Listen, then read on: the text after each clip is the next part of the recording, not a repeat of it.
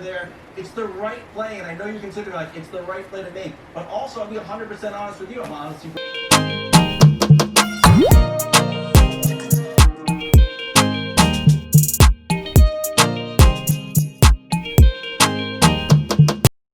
Hey y'all, it's me. I'm Lachey. Welcome back to my channel. Hey. Alright. I don't do too much at all times. No, I don't. That's a lie. I'm not talking real loud because it is 9:30 in the morning and everybody's asleep, and I'm not trying to wake up these children. I know y'all understand that. In today's video, I'm going to talk about travel anxiety and give you tips to how you can calm those anxious feelings, because I have actually suffered from anxiety since I was 17 years old, so that puts me at about 14 years now. Might as well say 15. Yeah, so I've had anxiety for a long time. I like to think that I know how to deal with it now. I don't, because I'd be breaking down, be crying. I'd be having some days. But I know what it is. And I know that a lot of people do not travel just because of that. Or even people that do travel just get really anxious like beforehand. So I just want to be able to help y'all out. Because we need to get out of here. We need to see this world, okay? Whenever they let us. These are things that I personally practice before I go on a trip, so they help me. So I just want to help y'all. That's it, period.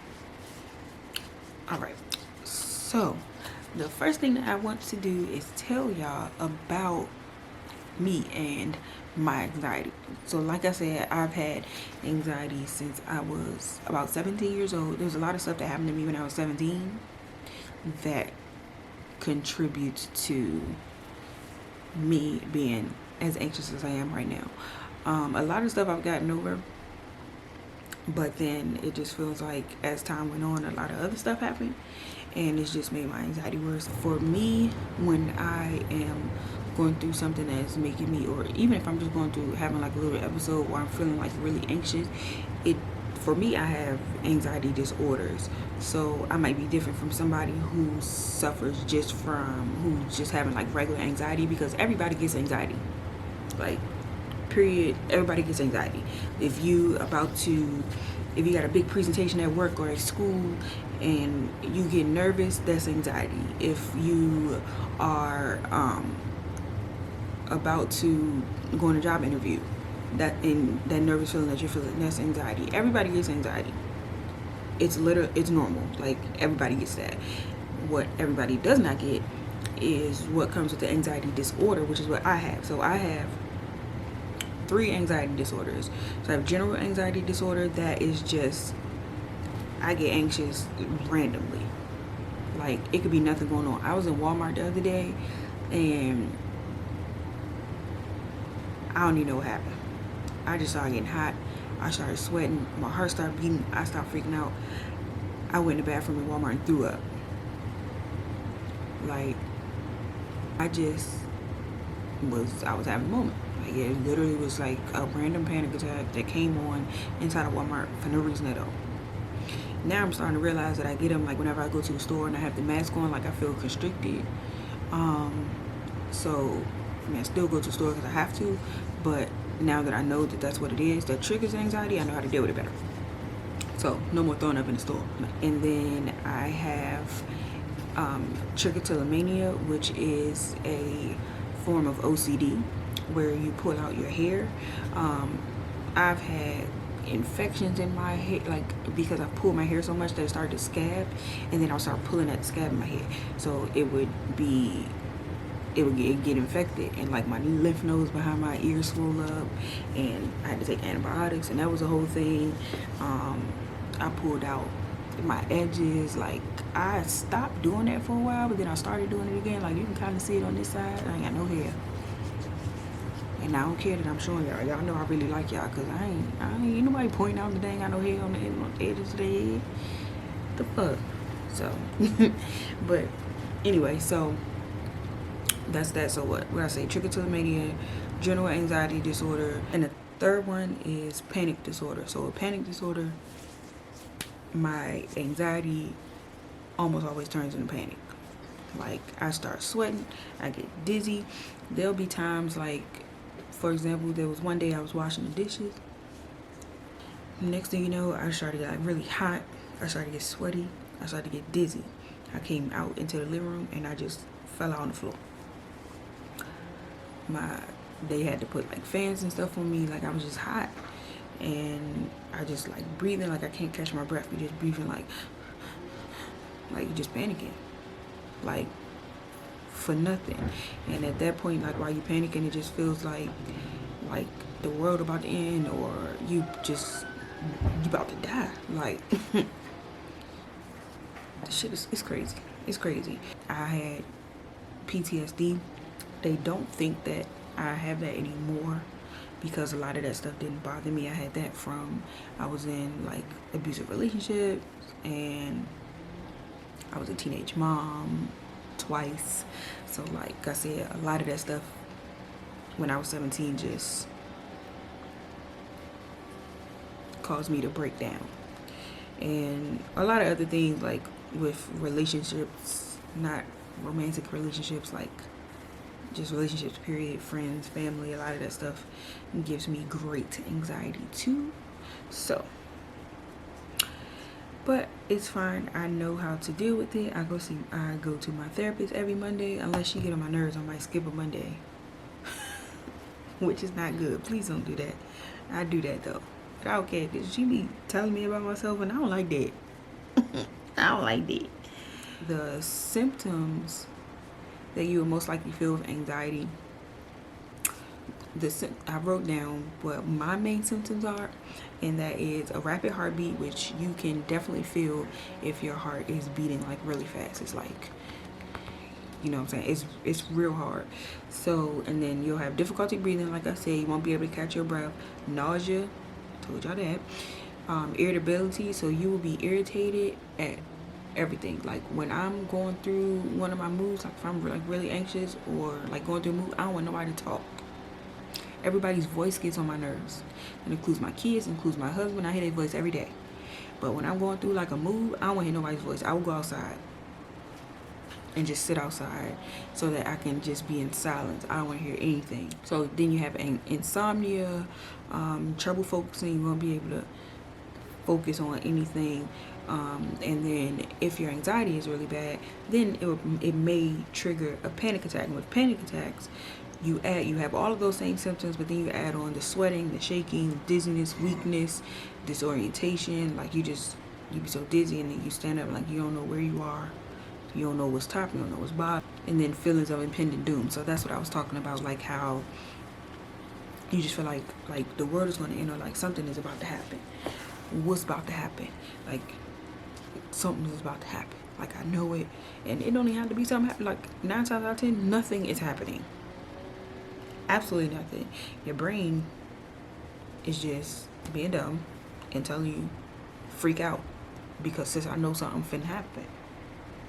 So those are the symptoms that are associated with my anxiety. It's pretty much generalized though for anybody who will suffer from anxiety, even if you don't have an anxiety disorder like I do. When you're just feeling anxious about something, you will have those symptoms. That's how you'll know that you're just nervous. But like I said, everybody gets anxious. Everybody has anxiety. It's not bad when you have anxiety. Everybody gets it. It's really not that bad. All right, so now we got that out the way. Y'all all up in my business. I am going to move on into the tips. So tip number 1, you want to give yourself time. Like, don't rush. Like me, I don't listen. I need to listen to this because I need to listen to this myself, because when we leave for vacation, number 1, me and my husband always like to get early flights. Like, we like to fly out before 8 a.m. No matter where we go. Unless we're going on a group trip, then obviously it's not up to us.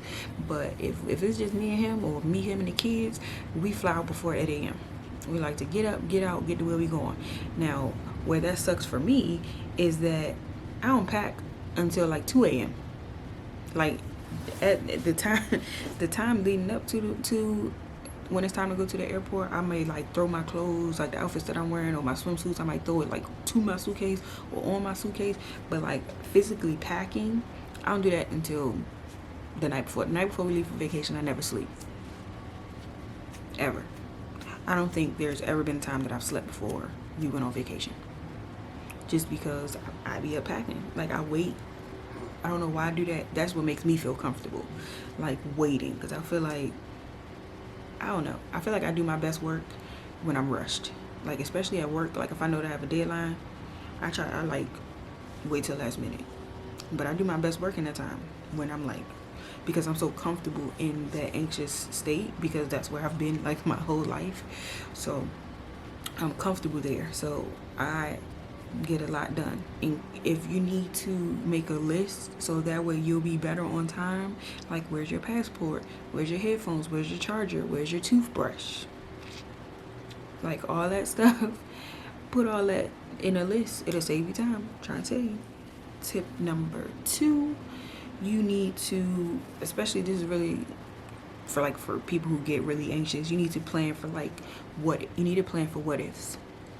Because when you are anxious and stuff like that, it's always a what if in the back of your mind. Like, I could be going to the store and it's like, what if this happens to my car? Or what if this happens at the store? Or what if it's a line? Like, all that is always what ifs. So a lot of the times the what ifs that you're thinking about are like irrational and they're not going to happen anyway. But the more common what ifs, you can definitely plan for those. So like emergency cash. So you can, I would definitely recommend that you have, I don't travel with that much cash, especially if you're going like international. I have cash so I can like tip my drivers and tip the people who drop the bags off at the door and stuff like that. But for the most part, I use my card. I don't like walking around with that amount of cash on me, and that's just regular. I don't carry around cash at all. But you always want to make sure that if something happens, you have like an emergency, whether it be a credit card or if you just got some cash that you're not using, you got that as like an emergency fund in case something happens. And I always also in my carry-on, like what if your bag gets lost or something like that, in my carry-on I always have a full outfit, pants, shirt, some leggings, or a onesie, something. And I always have that inside of my carry-on just in case something happens to my bag and I gotta stay a night without my suitcase. I know that I have a bag, like a change of clothes. Tip number 3, bring distractions. So like if you're on a flight, like I'll just throw out from here. So from DC to Vegas is a 5-hour flight. If you get a straight flight, it's a 5-hour flight. With that, 5 hours inside of that little space leaves you nothing but time to sit in your anxious thoughts. Like, you might have somebody that you're traveling with that you can talk to, but 9 times out of 10, like me, my husband, he be in another world. When we be on a plane, he got his Netflix going, he ain't listening to me. So what I like to bring is I'll bring a book. I'll download like if I don't get the Wi-Fi on the plane, which the Wi-Fi on the plane even for like streaming is kind of slow anyway, so I download what I want to watch on Netflix. I bring a book, I like to read, so I make sure I have a book on the plane. I'll download something on Netflix. I got my playlist on Tidal downloaded, and I like to do puzzles, like Sudoku puzzles. So those are the 4 things that I use to distract me, so that I'm not just like sitting there just like thinking about something and then I get to worrying. Tip number 4. I know the window seats is cute. Like, everybody wants to sit next to the window so they can post up their little videos and look at the pictures of the clouds and all that stuff like that. Window seats is real cute. But if you get anxious being in like confined spaces and you feel like you like this, don't sit next to the window. The view ain't worth all that. Sit in the aisle. That way you able to get up, stretch, walk to the front, walk to the back, go to the bathroom. You can put your leg out in the aisle. You can stretch your arm without worrying about hitting somebody. Like, if those are one of your things, please don't sit next to the window. You just setting yourself up. So don't do that. So that brings me to tip number 5, which is relaxation. So you want to try to relax yourself before you get to the point where you freaking out. If you feel like, for me, I know that I'm starting to get anxious when my heart beats first. really fast. Like I feel like it's about to beat out of my chest. That's the first thing. Then I start sweating, and then it's all down here from there. So once I feel like my heartbeat rising, I like to practice my relaxation methods, which the first one is called 4-7-8 breathing. So what that is, you breathe in for 4 seconds through your nose, you hold for 7 seconds, breathe out through your mouth for 8. You do that like 5 times, focusing just solely on your breath and your breathing, and you will calm down. I promise you, you will calm down, you will relax. And then the next thing that I like to do is a grounding exercise, is mindfulness. So mindfulness exercises bring you to this moment. Like when you're anxious, your thoughts are all over the place. So mindfulness activities ground you and they bring you here. They center you. So if you need that, then you want to practice. It's called the 5 senses exercise. And so the first thing that you want to do is find 5 things that you can see. So second, you want 4 things that you can feel. Third, you want to notice 3 things. You want 3 things that you can hear. So if I close my eyes, you know, if you take away one sense, the other one gets stronger. So you close your eyes, you can hear things better. Next, you want to do 2 things that you can smell. The last thing is something that you can taste. So get some gum, get something to drink, focus on that taste. Once you focus on those things, you're grounding yourself. You're bringing yourself back to the moment. You're in this moment. And you're not all over the place. So that really helps. All right, so tip number 6. Read reviews. Like, I ain't even got to go through this research. Read your reviews. Like, if you go somewhere, you rent an Airbnb, read them fucking reviews. I need to know, like, what I'm walking into. Research. Tip number 7. You want to challenge those negative thoughts that you are having. So anytime somebody's feeling anxious or they're going through it, all of your thoughts, you won't have a positive thought. All of your thoughts are going to be negative. Challenge them. Call them out. 9 times out of 10, the stuff that you worried about, not even going to happen. It's not going to happen. A lot of the stuff that I've worried about never happened. One of the things that makes me really anxious is when people whisper around me. Because my brain be like, oh, bitch, they talking about you. And I can't explain it. Like, I don't know why I think that. I just do. I don't like it. But I can't stop people from whispering.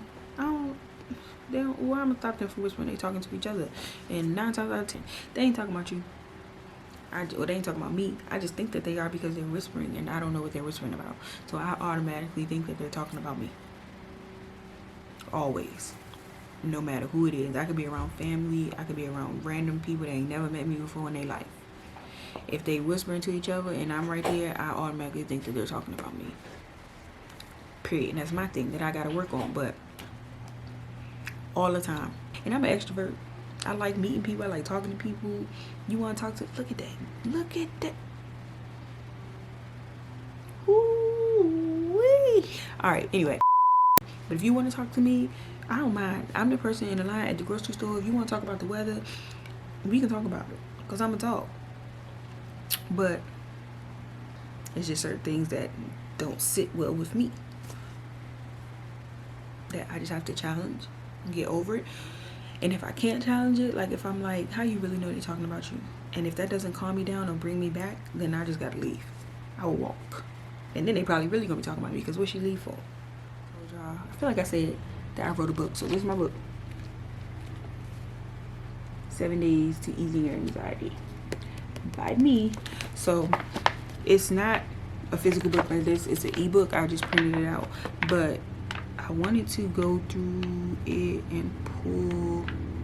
Okay, here it is. So the 4-7-8 breathing that I told y'all about. 4-7-8 breathing is right there. And then this is where it is. Mindfulness activity. So the mindfulness activity that I went over, the 5 senses, like 5 things you can see, 5 things you can, all that. Right there. Yeah. Thank you. And then it's like a lot of stuff in here. Like I go over the different the 6 types of anxiety disorders, like right here. Oh, there you go. And then like all of them, I go over them right here. So it's a really helpful book. Like I have all these worksheets in here. Oh, this is what I was looking for. The trigger trackers. Like I said, track your triggers, where you learn what sets you off, like what what causes your anxiety. It's right here. I'll put the link to it down below in the description if y'all want it. But I'm trying to tell y'all, you need to learn how to deal with, like, anxiety ain't nothing to play with. You need to learn how to deal with it, because it's not gonna go away. Like, it's not gonna go away. It's gonna go away. The feeling that you have when you're going through something, like when you have your anxious feeling, it only lasts, like, learn how to talk, god damn. Okay. The feelings that you have when you are anxious last only, my attacks last, I want to say, like 4 minutes. Sometimes it'd be like 2 minutes. But while you're going through it, it feels like it's an hour. So that part is going to pass. But I mean, like, you and your anxiety period is never going to go away. People are always going to be anxious. You're always going to have anxiety.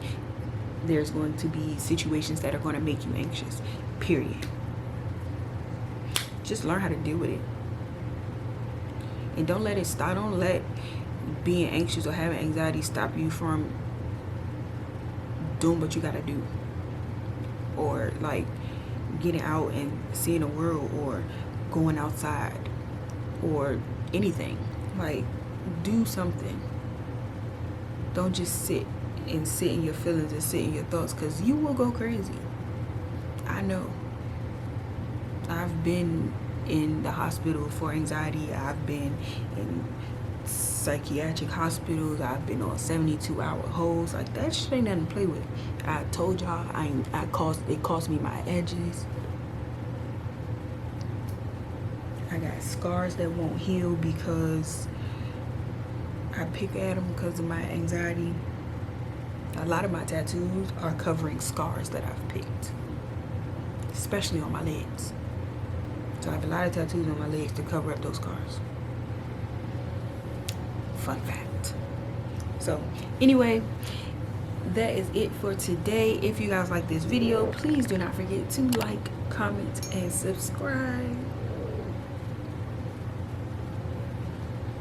And I will see y'all in the next one. Don't forget to check the description box. There's gonna be some in there for y'all, so don't forget to check it. So that being said, y'all, I'll see y'all in my next one. All right, peace out, y'all. Bye.